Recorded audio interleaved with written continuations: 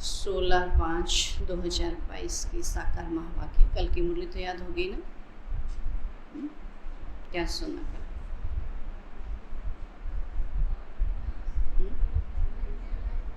स्मृति में रहना, रियलाइज होना चाहिए। खाली पॉइंट्स रिवाइज नहीं करो बल्कि रियलाइज करो। और फरिश्ता सो देवता बनना। और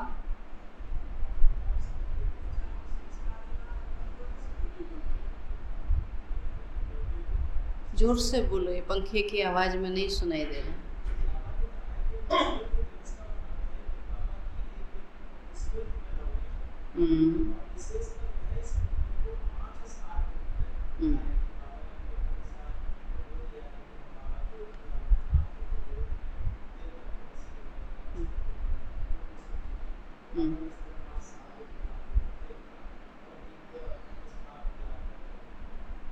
बाबा ने कहा ना, शिव बाबा की महिमा बहुत बड़ी है, लेकिन हम 5 बातों में उनकी महिमा करते हैं, है ना?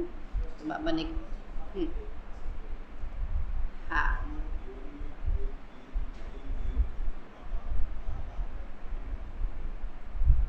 कि ब्राह्मण जीवन जो है सर्वश्रेष्ठ जीवन है ना? बाबा ने कहा ब्राह्मण नहीं तो देवता नहीं, तो ब्रह्मा है तो ब्राह्मण है। तो बाबा कहते हैं हर कार्य में ब्राह्मणों को, ब्रह्मा को आगे रखा जाता है। तो ये हमारा बहुत अनमोल जीवन है। इस समय कोई भी असंभव कार्य नहीं है जो ब्राह्मण नहीं कर सकते हैं ना? बाबा ने कहा तुम ब्राह्मण ही भगवान को पाते हो तो बहुत बहुत पद्मा पदम भाग्यवान हो। सौभाग्यवान भी नहीं, पद्मा पदम भाग्यशाली हो कि स्वयं भगवान हमारा साथी है, स्वयं भगवान का हाथ हमारे सिर पर है। तो इस खुशी में, इस नशे में रहना है। फिर बाबा ने कल विशेष पॉइंट बोला कि ब्रह्मा विष्णु शंकर ने बोला, ब्रह्मा विष्णु और परिवर्तन, जो 3 कार्य हैं, ब्रह्मा के द्वारा स्थापना, विष्णु के द्वारा पालना और शंकर के द्वारा परिवर्तन। तो ये 3 कार्य बाबा ने कहा शिव बाबा के ही नहीं बल्कि हम सबके भी हैं।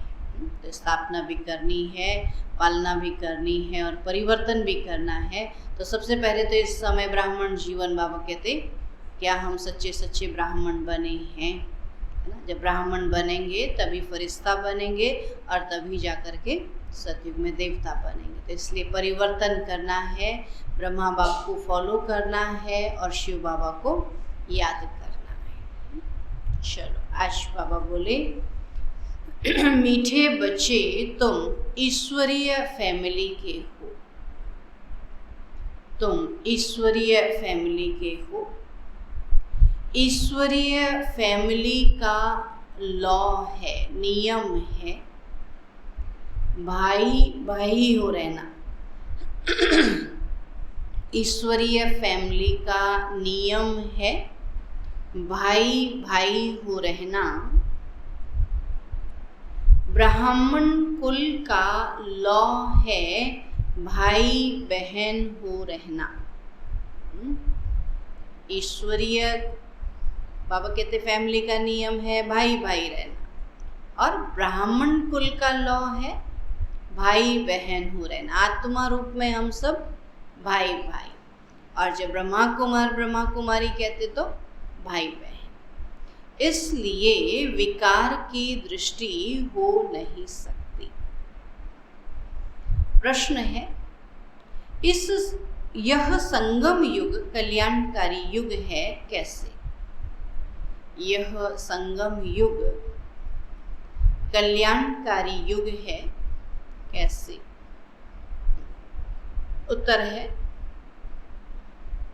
इसी समय बाप अपने लाडले बच्चों के सम्मुख आते हैं। इसी समय बाप अपने लाडले बच्चों के सम्मुख आते हैं और बाप टीचर सद्गुरु का पाठ अभी ही चलता है। बाप टीचर सतगुरु का पाठ अभी ही चलता है। यही कल्याणकारी समय है। यही कल्याणकारी समय है जब तुम बच्चे बाप की न्यारी मत,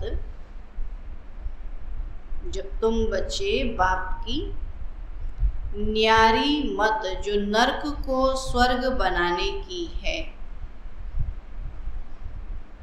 जो नरक को स्वर्ग बनाने की, वो सबको सद्गति देने की है, उस श्रीमत को जानते और उस पर चलते हो। उस श्रीमत को जानते और उस पर चलते हो। प्रश्न दूसरा है, तुम्हारा संन्यास सतोप्रधान संन्यास है कैसे? तुम्हारा संन्यास सतोप्रधान संन्यास है कैसे? उत्तर है, तुम बुद्धि से इस सारी पुरानी दुनिया को भूलते हो। तुम बुद्धि से इस सारी पुरानी दुनिया को भूलते हो। तुम इस संन्यास में सिर्फ बाप और वर्षे को याद करते। इस संन्यास में सिर्फ बाप और वर्षे को याद करते, पवित्र बनते और परहेज रखते। पवित्र बनते और परहेज रखते, जिससे देवता बन जाते हो। जिससे देवता बन जाते हो। उनका संन्यास हद का है, बेहद का नहीं। जो भी देहधारी साधु संत महात्माएं हैं, बाबा कहते हैं उनका संन्यास हद का है, बेहद का नहीं। गीत है, भोलेनाथ से निराला कोई और नहीं, सबकी बिगड़ी बनाने वाला कोई और नहीं। ओम शांति। पहले पहले बाप बच्चों को समझाते हैं कि अपने को आत्मा समझ बाप को याद करो। 5000 वर्ष पहले भी बाप ने कहा था कि मन मना, देह के सब संबंध छोड़ अपने को अशरीरी आत्मा समझो, तो सभी अपने को आत्मा समझते हो। बाबा कहते अपने को कोई परमात्मा तो नहीं समझते हैं, हाँ नहीं। बाबा कहते, गाते भी हैं, पापात्मा, पुण्यात्मा, महान आत्मा, महान परमात्मा नहीं कहा जाता है ना। परमात्मा तो परमात्मा है ना, उसको महान थोड़ी कहेंगे। बाबा कहते तो परम है। तो आत्मा पवित्र बनती है तो शरीर भी पवित्र मिलता है, तो खाद आत्मा में ही पड़ती है। तो बाप बच्चों को युक्ति से बैठ समझाते हैं, और यह तो जरूर है कि आत्मा रूप में हम सब भाई भाई हैं, और शरीर के संबंध में आए तो भाई और बहन। अब कई युगल बैठे हैं, उन्हों को कहें कि अपने को भाई बहन समझो तो बिगड़ पड़े, है ना। तो दुनिया वाले भी यही कह देते हैं, यहाँ भाई बहन बनाते। तो बाबा कहते आत्मा रूप में देखेंगे तो ये भाई बहन की बात है ना। परंतु यह लॉ समझाया जाता है, ये नियम समझाया जाता है कि हम सब आत्माओं का बाप एक है, तो भाई भाई हो गए। और फिर मनुष्य तन में आते हैं तो प्रजापिता ब्रह्मा द्वारा रचना रचते हैं ना। शिव बाबा जो मनुष्य तन में आते हैं तो उनके द्वारा रचना रचते हैं, तो जरूर उनकी मुख वंशावली आपस में भाई बहन ठहरे। तो सब कहते भी हैं कि हे परम पिता परम आत्मा, तो बाप है ही स्वर्ग का रचता, हम उनके बच्चे हैं। बाबा कहते तो क्यों ना हम स्वर्ग के मालिक बने, परंतु स्वर्ग तो होता ही है सतयुग में।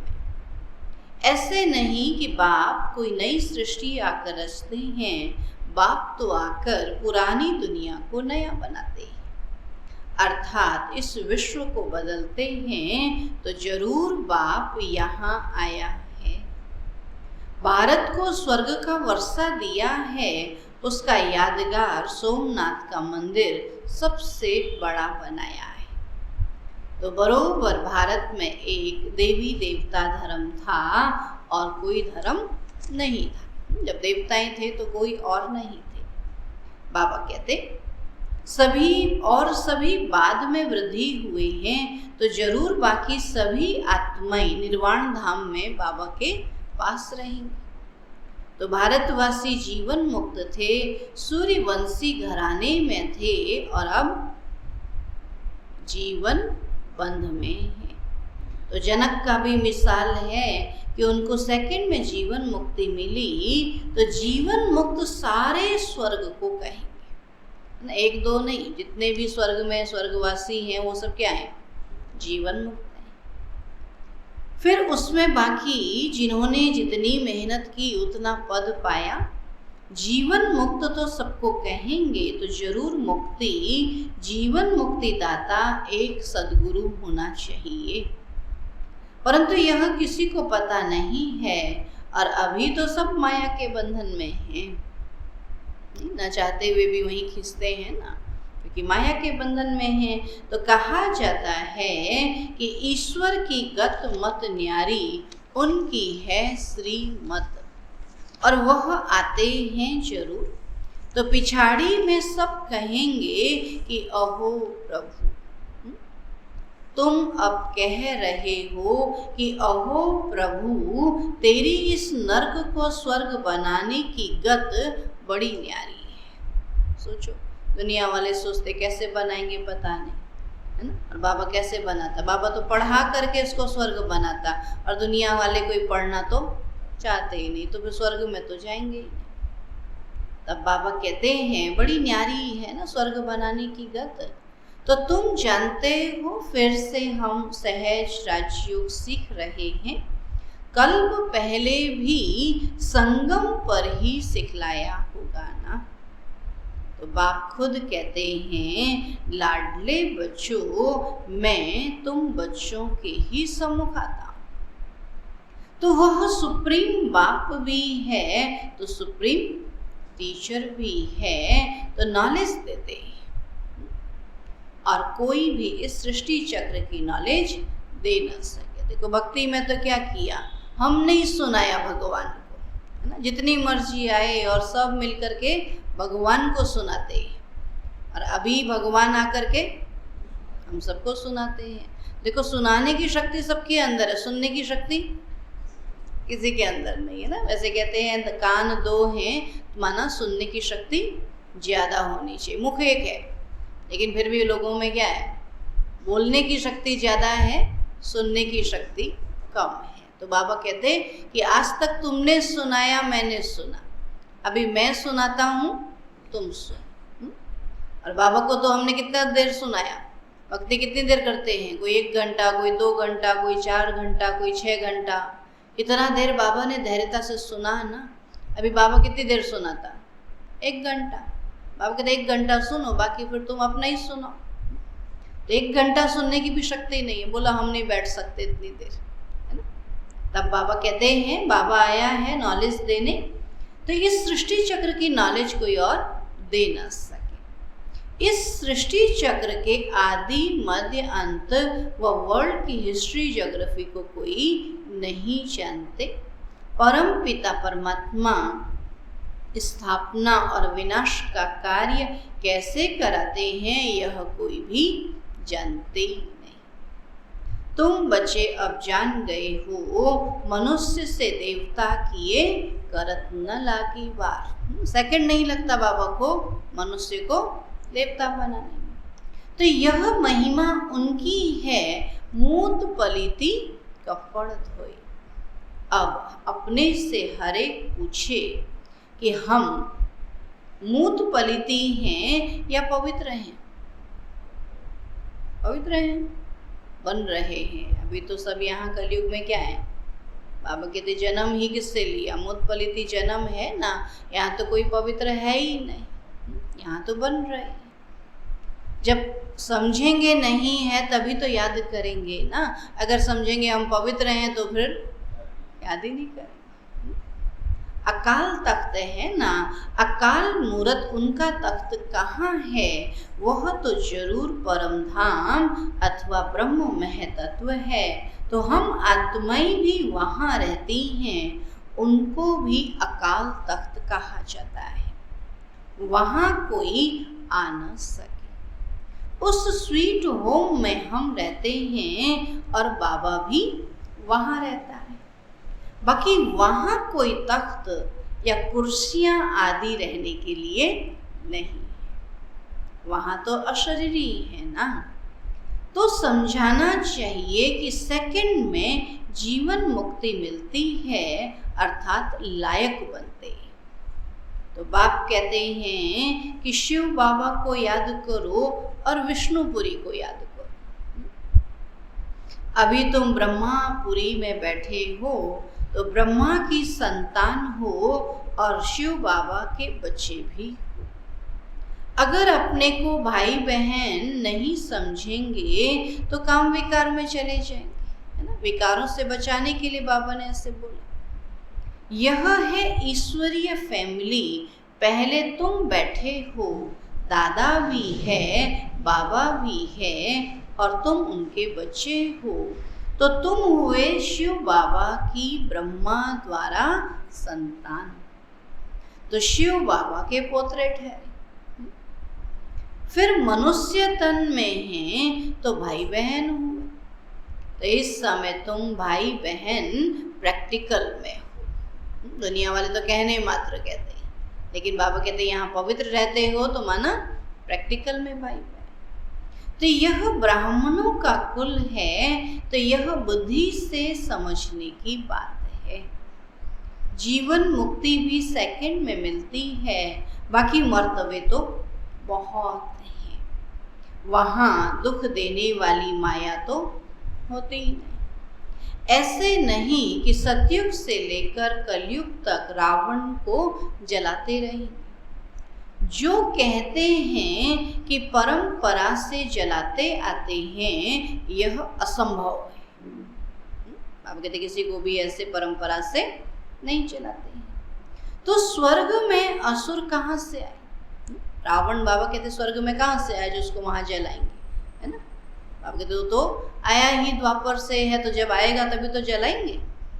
तो कैसे कहते परंपरा से? तो बाप ने कहा है कि यह आसुरी संप्रदाय है। फिर उनका नाम रख दिया है अकासुर बकासुर। अकासुर बकासुर के लिए क्या कहते हैं? कहते हैं वो भी कृष्ण को मारने के लिए आए। तो बाबा कहते हैं यहाँ भी क्या होता है, बहुत बोलते हैं, बहुत खाते हैं, तो उनको अकासुर बकासुर कहते हैं, है ना। जो बहुत बोलता है बकासुर हो गया ना। बाबा कहते हैं कृष्ण ने गायें चराई तो यह भी पाठ चला है। शिव बाबा की गायें तुम ठहरी ना। बाबा क्या कर रहा है? अभी ज्ञान घास खिला रहा है ना। घास एक बारी खिला देते, फिर गाय सारा दिन जुगाली करती है। अगर सारा दिन उसको घास खिलाते रहेंगे, जुगाली कब करेगी? तो ज्ञान भी एक ही बार सुनना है, फिर सारा दिन तो मनन चिंतन करना। किसी को बार बार सुनाते रहोगे बार बार, तो वो क्या करेगा? ऊब जाएगा, है ना। तो इसलिए ज्ञान एक ही बार सुनाना होता। तब बाबा कहते तुम शिव बाबा की गायें ठहरी ना। शिव बाबा सबको ज्ञान घास खिलाते हैं। तो घास खिलाने वाला, परवरिश करने वाला वह है ना। ज्ञान तो बाबा का है ना, हमारा थोड़ी, हम तो केवल सुनाने वाले हैं। तो ज्ञान घास खिलाने वाला तो शिव बाबा है। तो मनुष्य मंदिरों में जाकर देवताओं की महिमा गाते हैं कि आप सर्वगुण संपन्न और हम नीच पापी हैं। अपने को देवता तो कह ना सके, हिंदू कह देते हैं। अब असुल नाम भारत है तो गीता में भी है यदा यदा ही धर्मस्य। तो गीता में हिंदुस्तान तो नहीं कहा है, क्या कहा? भारत ही कहा ना। तो यह है भगवानुवाच। भगवान एक निराकार है जिसको सब जानते हैं। सुना? दुनिया वाले तो नहीं जानते हैं ना। उनको पूछो जानते हो कि मानते हो, तो क्या कहते हैं? मानते, है ना। बाबा कहते हैं लेकिन गीता में भगवान निराकार है कहा है, तो ये तो सब जानते हैं। स्वर्ग में हैं सब दैवी गुण वाले मनुष्य, उन्हों को ही 84 जन्म लेने हैं, तो जरूर स्वर्ग से नरक में आएंगे। 84 जन्म तो पूरे करेंगे ना। आपे ही पूज्य और आपे ही पुजारी, तो उनका भी अर्थ होगा ना। तो नंबर 1 पूज्य श्री कृष्ण है। किशोर अवस्था को सतो प्रधान कहा जाता है, बाल अवस्था को सतो, युवा है रजो और वृद्ध है तमो। तो हर चीज 4 अवस्थाओं से गुजर रही है ना।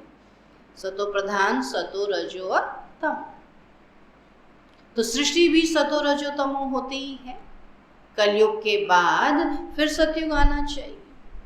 दुनिया वालों से पूछो कलयुग के बाद क्या आएगा, तो कहते सतयुग। बोलो कैसे आएगा? बोलो पता नहीं। तो कैसे आएगा? बाबा जो पढ़ेगा लिखेगा वो सतयुग में आएगा। तभी बाबा सतयुग बना रहे हैं ना। तो कलयुग के बाद फिर सतयुग आना चाहिए, तो बाप आते ही हैं संगम पर। तो यह है मोस्ट कल्याणकारी युग। ऐसा युग कोई हो नहीं सकता। सतयुग से त्रेता में आए उनको कल्याणकारी नहीं कहेंगे, वो तो नीचे को गिरे ना। क्योंकि 2 कला कम हुई तो उनको कल्याणकारी युग कैसे कहेंगे? फिर द्वापर में आएंगे तो और कला कमती होती जाएगी। तो यह कल्याणकारी युग नहीं रहा। तो कल्याणकारी यह संगम युग है, जबकि बाप खास भारत को और आम सबको गति सदगति देते हैं। तो अभी तुम स्वर्ग के लिए पुरुषार्थ कर रहे हो, क्या समझते हैं? दुनिया नरक हो गई है और हमको स्वर्ग में जाना है, तो वहां के लिए पुरुषार्थ कर रहे हैं। तो बाप कहते हैं कि यह देवी देवता धर्म ही सुख देने वाला है, और तुम अपने धर्म को भूल गए हो, तब और धर्मों में घुस जाते हो। क्यों गए? क्रिश्चियन धर्म क्यों अच्छा लगा, बौद्ध क्यों अच्छा लगा? क्योंकि अपने धर्म को जानते ही नहीं ना। हमारा धर्म सबसे श्रेष्ठ था, सबसे ज़्यादा सुख शांति तो यहाँ ही थी। लेकिन धीरे धीरे मनुष्य ने उसका रूप बिगाड़ दिया, भक्ति में मार काट, है ना, बलि चढ़ा के ऐसे पूजा करके दुखी कर दिया, इसलिए उनको दूसरा धर्म अच्छा लगता। बाबा कि तुम अपने धर्म को भूल गए, तब और धर्मों में घुस जाते हो। वास्तव में तो तुम्हारा धर्म सबसे ऊंचा है। अभी फिर तुम वही राजयोग सीख रहे हो, तो श्रीमत पर चलना पड़े। बाकी सब है आसुरी रावण मत पर। सब में 5 विकार हैं, और उनमें भी पहला है अशुद्ध अहंकार, है ना। जब अशुद्ध अहंकार आता, अशुद्ध अहंकार किसका? देह का, कि मैं कौन, मैं शरीर हूँ समझते। तो बाबा कहते ये अशुद्ध है ना, मैं देही थोड़ी, मैं तो देही हूँ, आत्मा। तो अशुद्ध अहंकार, जहाँ बाबा कहते देही अभिमान आया, वही काम, क्रोध, लोभ, मोह, अहंकार सारे विकार आ जाते। तो बाबा कहते हैं देहे अहंकार छोड़, देही अभिमानी बनो और शरीरी भव। तुम मुझ बाप को भूल गए। यह भी भूल भुलैया का खेल है। जो भूले नहीं तो बाबा याद दिलाने कैसे आए, है ना। बाबा कहते ये भी खेल है। कई फिर कहते हैं कि नीचे गिरना ही है, तो फिर पुरुषार्थ क्यों करें? जिनको पुरुषार्थ नहीं करना होता है तो वो ये बात कहते हैं, नहीं कहते गिरना ही है तो पुरुषार्थ क्यों करे ना। नहीं तो नौकरी करने वाला भी कहे आखिर में रिटायरमेंट होना ही है तो नौकरी क्यों करे? हाँ, बैठे रहें घर में, ऐसे तो नहीं कहते ना। तो ऐसे ही कई लोग जिनको पुरुषार्थ नहीं करना, कोई काम धंधा नहीं करना, वो कहते क्यों नौकरी करे, लास्ट में भी तो घर ही आके बैठना है, तो आराम से बैठे रहते। तब बाबा कहते ऐसे कई लोग बोलते हैं कि सतयुग में चढ़े और फिर आकर यही कलयुग में यही दुख भोगना है, तो हम पुरुषार्थ ही करें। तो समझ में आता है कि ये कुछ करने वाले नहीं। अब बाबा कहते हैं कि नीचे गिरना ही है तो फिर पुरुषार्थ क्यों करें। अरे पुरुषार्थ नहीं करेंगे तो स्वर्ग की राजाई कैसे मिलेगी। ड्रामा को भी समझना है, यह एक ही सृष्टि है जिसका चक्र फिरता है। सतयुग आदि सत है भी सत, होसी भी सत, और नानक कहते सब सत।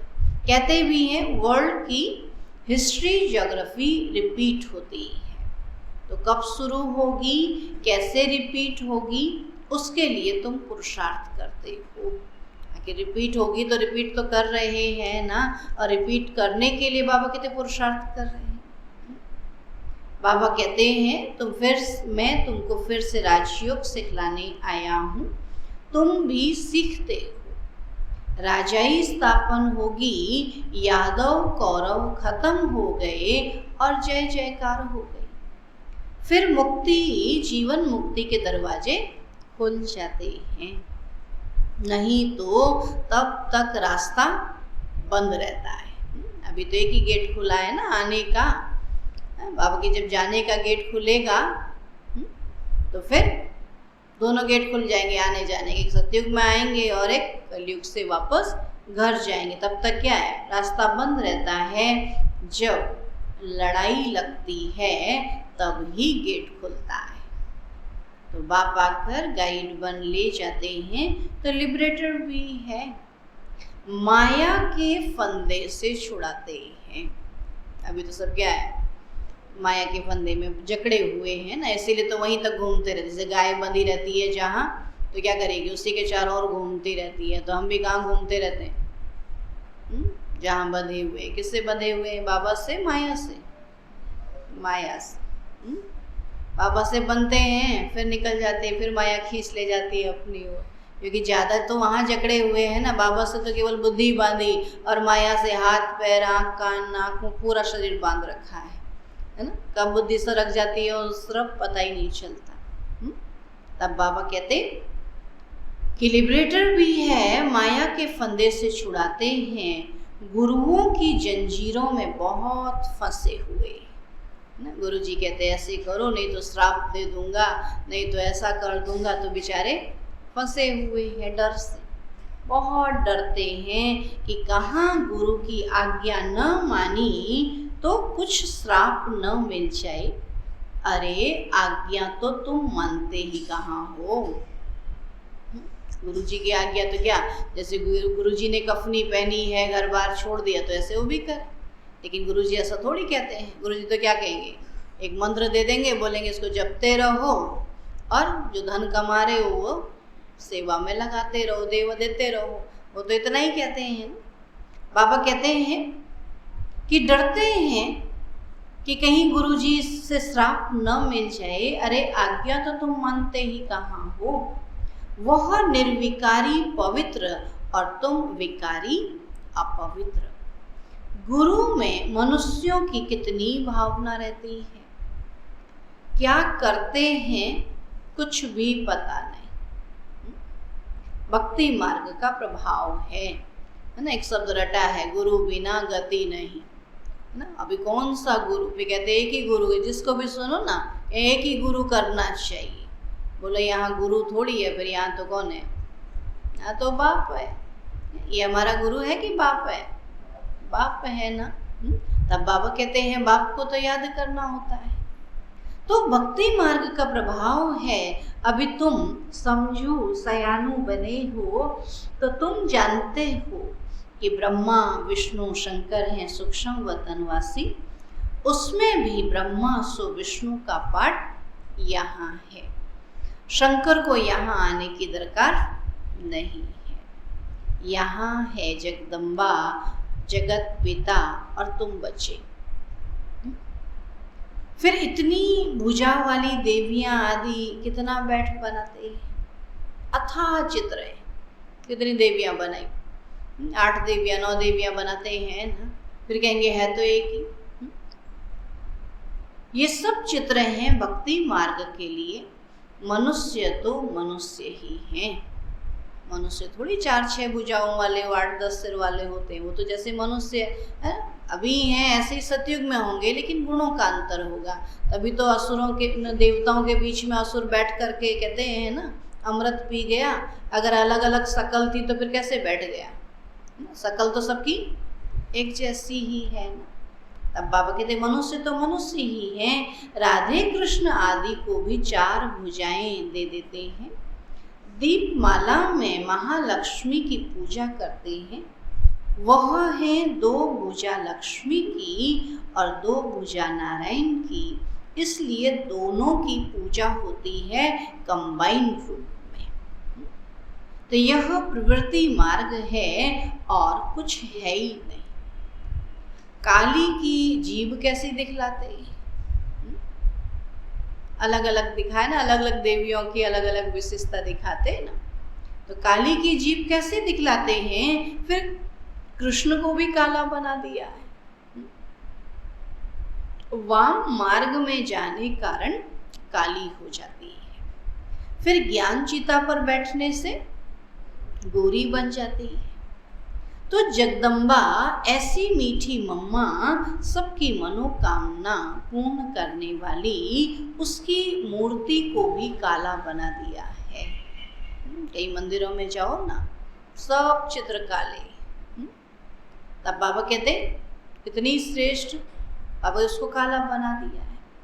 कितनी देवियां बनाते हैं, पूजा कर समुद्र में डुबो देते हैं। तो यह गुड़ियों की पूजा हुई ना। बाबा कहते हैं ये सब ड्रामा में नूद है, फिर भी होगा तो भक्ति मार्ग का बड़ा विस्तार है। कितने मंदिर, कितने चित्र शास्त्र आदि हैं, बात मत पूछो। Waste of time, waste of money, waste of energy, है ना। इतने सारे चित्र क्यों बनाए जब एक ही है? तो एक ही को पूजा करें ना। लेकिन बाबा कहते भक्ति मार्ग में भी क्या करेंगे? फिर धन कहाँ से आएगा? एक ही चित्र रखेंगे तो। अभी मंदिर में 10 चित्र रखे, 1-1 रुपया भी रखेंगे तो कितने हो जाएंगे? 10 रुपये होंगे कि नहीं होंगे? नहीं तो 1 रुपया चढ़ाएंगे, आ जाएंगे, है ना। कभी उस मंदिर में एक ही चित्र होता था और आज उसी मंदिर में कितने हो गए? शिव का भी है तो आप देखेंगे, हनुमान जी का भी है, देवी का भी है, तो भैरव बाबा भी बनाएंगे। तो क्या क्या बाबा बना दिए, कोई हिसाब ही नहीं ना। तो बाबा कहते चढ़ावा चाहिए ना। तो कितना विस्तार है, कितने मंदिर, कितने चित्र शास्त्र आदि हैं, बात मत पूछो। मनुष्य बिल्कुल इस समय तुच्छ बुद्धि है, कुछ नहीं समझते। हम क्या कर रहे हैं? बाबा कहते कुछ नहीं समझते, कौड़ी मिसल बन जाते हैं। तो बाप कहते हैं अब भक्ति मार्ग के धक्के बहुत खाए, अभी बाप तुमको इन झंझटों से छुड़ा देते हैं। डरने की बात नहीं। बाबा कहता ये सब झंझट है, छोड़ो ना। लोग डरते हैं, भक्ति नहीं करेंगे तो क्या होगा। और जब कभी बीमार हो जाते तब नहीं करते तो क्या होता? तब भी तो कुछ नहीं होता ना। तो बाबा कहते हैं अभी इन झंझटों को छोड़ो, सिर्फ बाप को और वर्षे को याद करो, और पवित्र भी जरूर बनना पड़े, परहेज भी रखनी पड़े, नहीं तो जैसा अन्न वैसा मन हो जाता है। तो सन्यासियों को भी गृहस्थियों के पास जन्म लेना पड़ता है। अभी जिस गृहस्थी में ज़्यादा खाएंगे तो वहीं पैदा होंगे। फिर क्या कहते हैं हमारा बच्चा सन्यासी बन गया। अभी सन्यासियों को खिलाओगे तो तुम्हारा बच्चा कौन पैदा होगा फिर? सन्यासी तो होगा ना। बाबा के जिस सन्यासी को खिलाया ज़्यादा वही तुम्हारे घर में आया, फिर जाके सन्यासी बन गया। फिर रोते हैं हमने बच्चे को पढ़ाया लिखाया और जाके सन्यासी बन गया। तब बाबा कहते कि वो सन्यासी ही आया ना, तो गृहस्थियों के पास जन्म लेना पड़ता। तो वो है रजो प्रधान सन्यास और यह है सतो प्रधान सन्यास। तो तुम पुरानी दुनिया का सन्यास करते हो, उस सन्यास में भी कितना बल है। प्रेसिडेंट भी गुरुओं के आगे माथा टेकते हैं, है ना। उनसे भी पूछेंगे, ज्योतिष से पूछेंगे कैसे ग्रह चल रहे हैं, है ना, तब बाबा कहते हैं वो भी उनके आगे माथा टेकते हैं। तो भारत पवित्र था, उनकी महिमा गाई जाती है, और भारतवासी सर्वगुण संपन्न थे और अभी तो संपूर्ण विकारी हैं। देवताओं के मंदिर में जाते हैं तो जरूर उस धर्म के होंगे, गुरु नानक के मंदिर में जाते हैं तो जरूर सिख धर्म के होंगे ना। परंतु ये सब अपने को देवता धर्म के कहला नहीं सकते, क्योंकि पवित्र नहीं है। अब बाबा कहते हैं फिर से मैं शिवालय बनाने आया हूँ, तो स्वर्ग में सिर्फ देवी देवता ही रहते हैं।